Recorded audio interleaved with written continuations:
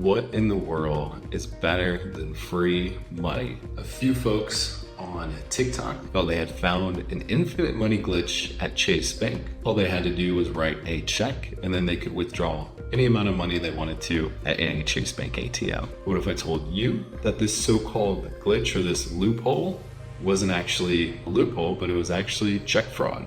Let's dig into the real story behind Chase Bank Infinite Money glitch. I'm Austin, founder of FraudFi, where we hit on all things fraud, financial fraud, cybersecurity, scams, other risks, and I've had the experience of saving hundreds of millions of dollars for several top major banks. I've worked everything from fraud investigation to fraud data scientist to an independent consultant. Recently, a trend went viral on TikTok where users claimed they could withdraw an unlimited amount of money from Chase Bank ATMs by depositing checks that they had written to their accounts. So people were writing these fake checks and essentially depositing them and then going quickly to the ATM to withdraw funds before the bank caught on.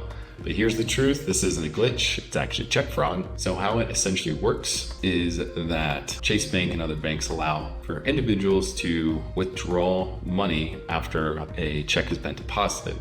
Because often a check takes 5 to 7 days to actually clear and get into your bank account. Banks don't want you waiting for your money. So as a result, from this TikTok trend, many people tried this, ended up with negative balances, frozen accounts, or even worse, legal consequences. So if you participated in this scheme, you're essentially committing fraud, kind of plain and simple. Chase has been quick to work with local law enforcement and also investigate the accounts that have participated, freezing thousands of accounts while the bank sorts out the mess. There's been a few individuals who made reports on social media that they've had large negative balances up to $31,000, probably even more, after the fraudulent activity was detected. So arrests have actually already started as Chase Bank as again working with law enforcement to prosecute those individuals for those who took advantage of this viral trend. And these individuals could face felony charges, fines, and potentially even jail time. So if you don't know what this type of fraud is, it's called check kiting or check fraud.